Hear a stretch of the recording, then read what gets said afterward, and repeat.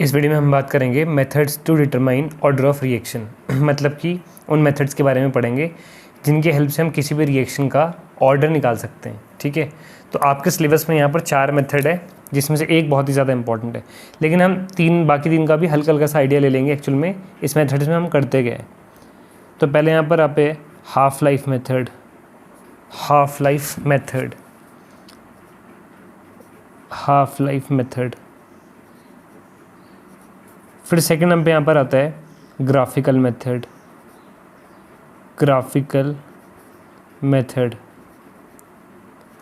फिर तीसरा मेथड यहाँ पर है integrated rate equation method, integrated rate equation method, जहाँ पर हम यूज़ करेंगे इंटीग्रेटेड रेट इक्वेशन को।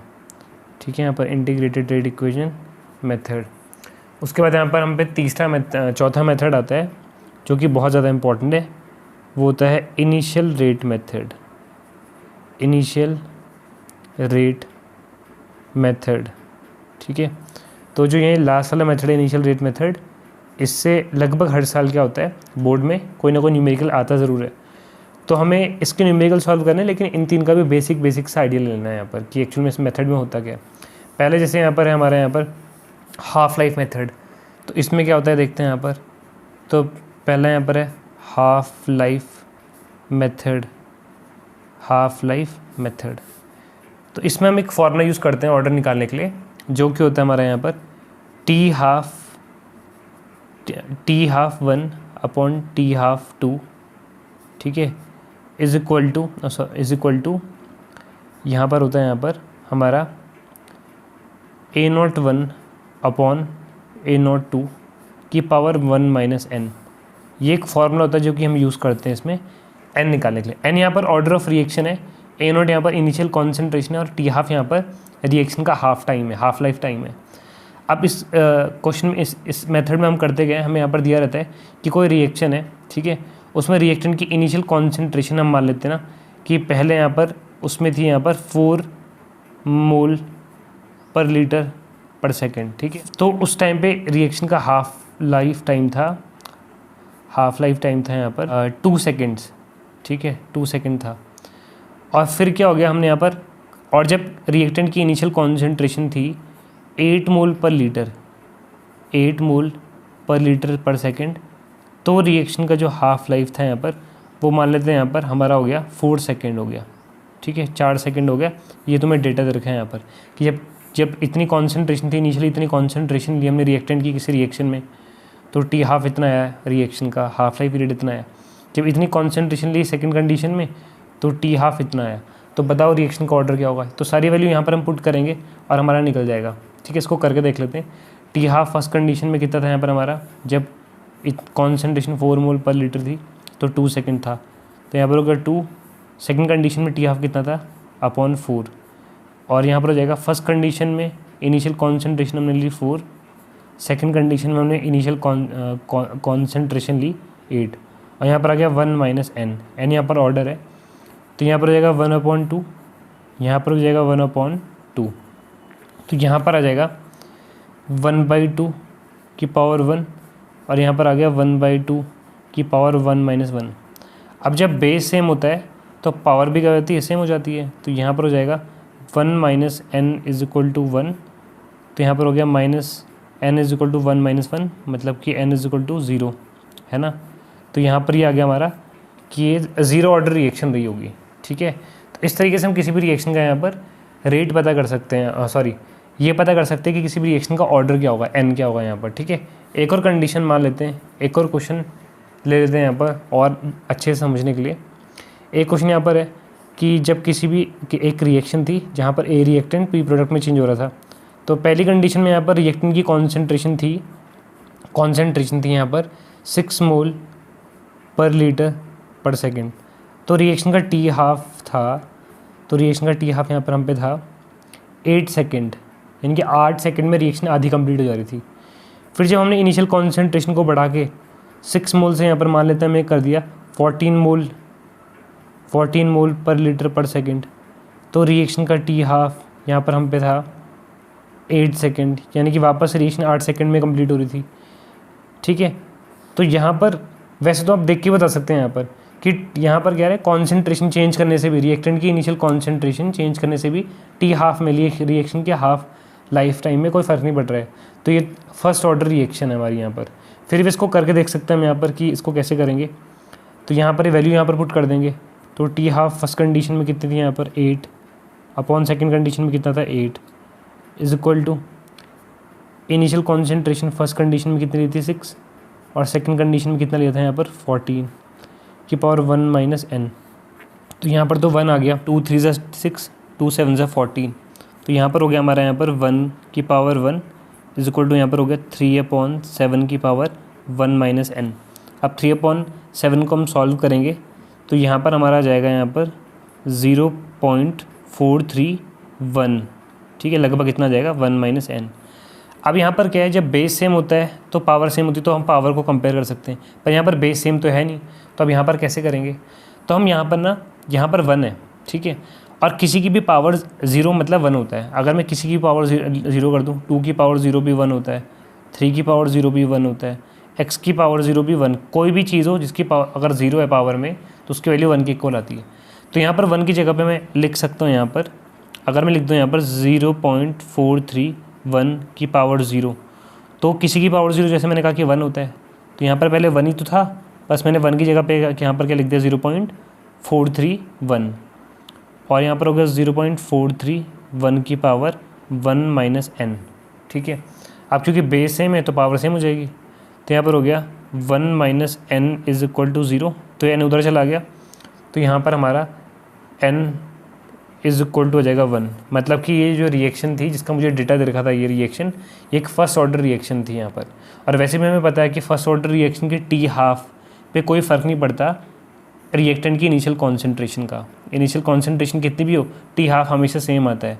यानी कि जो टी हाफ होता है, हाफ लाइफ टाइम होता है फर्स्ट ऑर्डर रिएक्शन का, वो उसके इनिशियल कॉन्सेंट्रेशन से इंडिपेंडेंट होता है। इसके बाद आता है ग्राफिकल मेथड।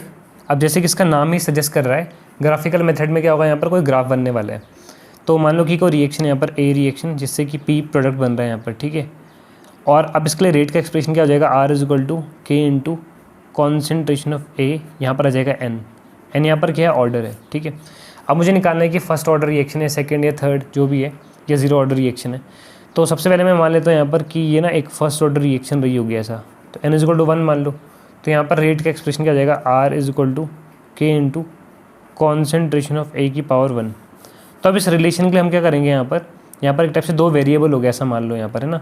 ये 2 वेरिएबल हो गए, एक मान लो अगर x मान लो, और यहाँ पर के कांस्टेंट ये कोई नंबर है, और इनटू यहाँ पर क्या मान लो y की जगह पे ये हो गया a की पावर 1। तो अगर मैं क्या करता हूँ, जैसे 2 वेरिएबल के लिए हम ग्राफ ड्रॉ करते हैं ना, वैसे हम एक्सपेरिमेंट से r और a की, मतलब हम a की वैल्यू चेंज करते जाएंगे। तो जैसे हम कॉन्सेंट्रेशन चेंज करेंगे ए की, रिएक्टेंट की कॉन्सेंट्रेशन चेंज करेंगे, तो रिएक्शन की स्पीड में भी फ़र्क पड़ेगा।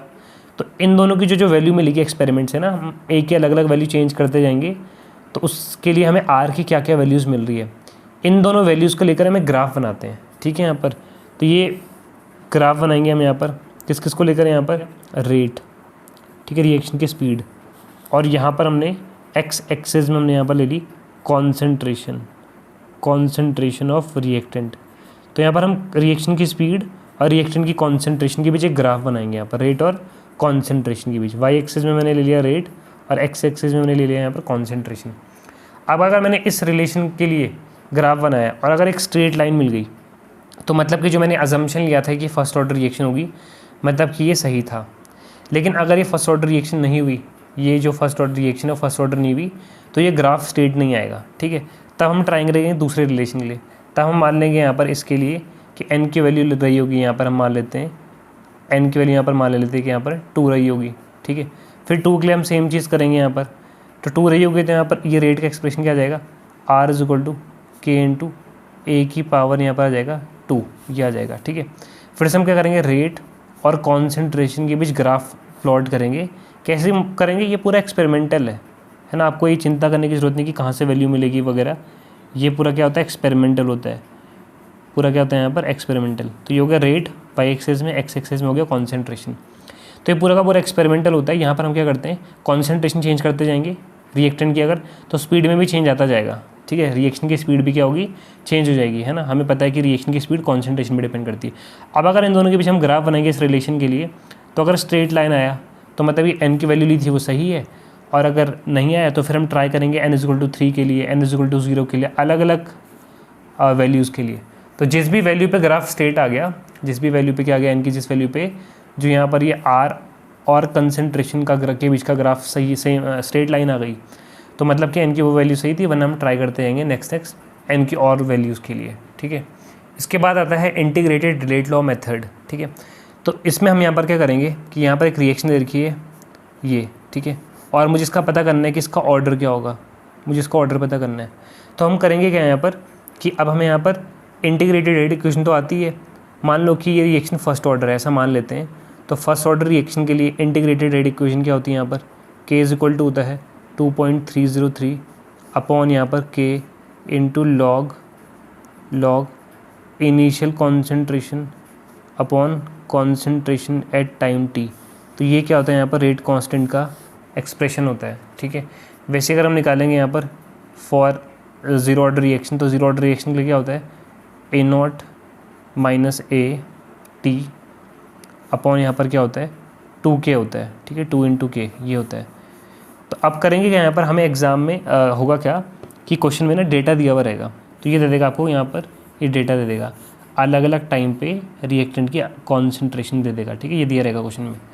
अब हमें करना क्या होगा यहाँ पर कि हमें पता है t=0 पे 6 मोल पर लीटर थी। t=0 पे जो कॉन्सेंट्रेशन होती है उसे हम क्या कहते हैं, A0 कहते हैं, इनिशियल कॉन्सेंट्रेशन। तो उसकी वैल्यू हमें 6 पता है, और दूसरा हमें यहाँ पर क्या पता है, AT पता है, अलग अलग टाइम पे कॉन्सेंट्रेशन, है ना। t=2 सेकेंड में 4 मोल पर लीटर है, t=3 सेकेंड में कितनी, 3 मोल पर लीटर है, 4 सेकेंड में कितनी, 2 मोल पर लीटर। तो कोई भी वैल्यू यहाँ पर मैंने पुट कर दी, ये पढ़ दी यहाँ पर, ये है ना। इसके लिए t की वैल्यू कितनी है यहाँ पर 2, यहाँ पर t की वैल्यू कितनी है 0। अब हम करेंगे क्या, ये जो वैल्यूज़ है ना इसको एक एक करके इक्वेशन में रखेंगे। जैसे मान लो कि यहाँ रख दिया पहले 2.303, टी टाइम कितना 2 सेकंड रख दिया, लॉग A0 कितना 6 रख दिया, 6 मोल पर लीटर, और यहाँ पर ये AT कितना रख दिया टी टाइम पे, यानी कि 2 सेकंड में कितनी थी कंसनट्रेशन 4 मोल पर लीटर रख दिया। तो यहाँ पर A0 रख दिया, AT रख दिया, T रख दिया, K निकाल देंगे। फिर किसी और कंडीशन के लिए ले लेंगे, इनिशियल कॉन्सेंट्रेशन तो यही है, तो A0 तो ये रखेंगे। फिर अगली बार 4 की जगह रख दिया, मान लो यहाँ पर हमारा ये 2 रख दिया, है ना। AT की जगह पे T टाइम पे कॉन्सेंट्रेशन रख दी 2, और यहाँ पर टाइम रख दिया कितना 4 सेकंड, और फिर से निकाल लिया K। तो K की 2 बार वैल्यू निकाल ली अलग अलग कंडीशन में, एक बार निकाली 2 बार निकाली। अगर इस फॉर्मूले से दोनों वैल्यू सेम आ गई तो मतलब सही किया है, नहीं है तो गलत किया है, ठीक है। सेम अप्लाई कर लेंगे हम ज़ीरो ऑर्डर के लिए, ठीक है। अगर यहाँ पर क्या है, अगर सेम वैल्यू नहीं आई तो मतलब फर्स्ट ऑर्डर रिएक्शन नहीं थी, सेम आ गई तो फर्स्ट ऑर्डर ही होगी, क्योंकि फर्स्ट ऑर्डर की इंटीग्रेटेड इक्वेशन फॉलो हुई है यहाँ पर। फिर अगर नहीं हुई, अगर मान लो फर्स्ट ऑर्डर, तो फिर सेकंड ज़ीरो ऑर्डर के लिए ट्राई करेंगे। ये ज़ीरो ऑर्डर के लिए A0 और A की और K की वैल्यू रखेंगे, सॉरी T की वैल्यू रखेंगे यहाँ पर T होता है